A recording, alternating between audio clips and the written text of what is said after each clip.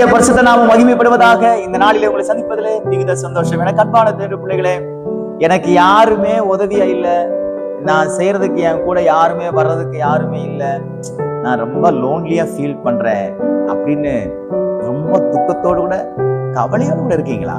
இன்னைக்கு கர்த்தர் உங்க கூட பேசுகிறார். இப்படிப்பட்ட ஒரு சூழ்நிலையிலே நடந்த ஒரு மனிதனை இன்றைக்கு நான் உங்களுக்கு காண்பிக்க விரும்புகிறேன். அவனுக்கு என்ன நடந்தது என்பதை நான் உங்களுக்கு சொல்ல விரும்புகிறேன்.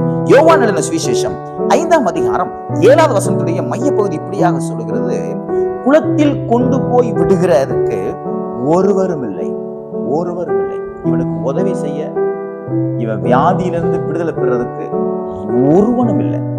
குடும்பம் இருந்துச்சுங்க, குடும்பத்துல அங்கத்தினர்கள் இருந்தாங்க, ஆனா இவனுக்குன்னு உதவி செய்ய ஒருவனும் இல்லை. இன்னைக்கு அதே சூழ்நிலை தான் நீங்க காணப்படுறீங்க. உங்களுக்கு குடும்பம் இருக்குது, பெற்றோர் இருக்கிறாங்க, கூட பிறந்தவங்க இருக்கிறாங்க, பிள்ளைங்க இருக்கிறாங்க, வேலை இருக்குது, மேனேஜர் இருக்கிறாரு, சூப்பர்வைசர் இருக்கிறாரு, ஓனர் இருக்கிறாரு, எல்லாரும் இருக்கிறாங்க. ஆனா உங்களுக்கு உதவி செய்ய ஒருவனும் இல்லாத ஒரு சூழ்நிலையில நீங்க தள்ளப்படுறீங்க. அந்த சூழ்நிலையை மாற்ற இந்த இயேசு கிறிஸ்து போதுமானவர். இப்படிப்பட்ட ஒரு சூழ்நிலையில இருந்த இந்த மனுஷனை தேடித்தான் ஆண்டவராகிய இயேசு கிறிஸ்து அவர் கடந்து வந்தார்.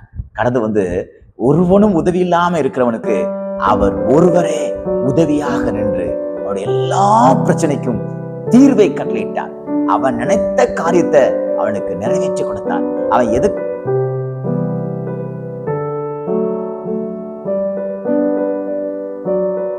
பிள்ளைகளே, நீங்களும் இப்படிப்பட்ட ஒரு சூழ்நிலை நீங்க காணப்படலாம். எனக்கு உதவி செய்ய யாருமே இல்லை என்று இன்னைக்கு கர்த்தர் உங்களோடு பேசி கொண்டிருக்கிறார். உதவி செய்ய நான் இருக்கிறேன். நீ எப்படி சொல்லலாம் ஒருவரும் இல்லை என்று? நான் உன் கூட இருக்கிறேன், பயப்படாத, நான் உன் கூட இருக்கிறேன். உன் வேலை ஸ்தலத்துல ஒருவர் இல்லைன்னு நினைக்கிறியா? நான் உன் கூட இருக்கிறேன். ஆமென். உன் படிப்பு விஷயத்துல ஒருவரும் இல்லை நினைக்கிறியா? நான் உன் கூட இருக்கிறேன். உன் பிரச்சனைக்கு நடுவுல ஒருவரும் இல்லை நினைக்கிறியா? நான் உன் கூட இருக்கிறேன். உன்னுடைய சூழ்நிலைகளுக்கு, வித்தியாசமான சூழ்நிலைக்கு மத்தியில யாரும் இல்லைன்னு இருக்கிறியா? நான் இருக்கிறேன். நீ நினைச்ச காரியத்தை நான் உனக்கு செஞ்சு கொடுப்பேன். எதுக்காக காத்து கொண்டிருக்கிறியாயோ, எதற்காக உன் இருதயம் ஏங்கி கொண்டிருக்கிறதோ அதை நான் நிச்சயமாக நிறைவேற்றி கொடுப்பேன் என்று கர்த்தர் சொல்கிறார். எப்படி 38 வருஷமாய் இந்த மனுஷனுடைய இருதயம் எதற்காக ஏங்கி கொண்டிருந்ததோ, ஒருவனும் இல்லாமல், அதை நிறைவேற்றி கொடுக்க ஒருவனும் இல்லாமல், அதை சந்திப்பதற்கு ஒருவனும் இல்லாமல் இருந்தாலும் அதே காரியத்தை இந்த ஆண்டவராகிய இயேசு கிறிஸ்து நிறைவேற்றி கொடுத்தார். அதே போல இன்னைக்கு கர்த்தர் உங்கள் பட்சமாய் வந்து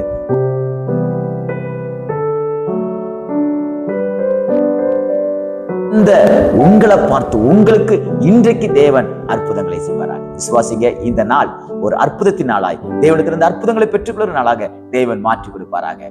God bless you.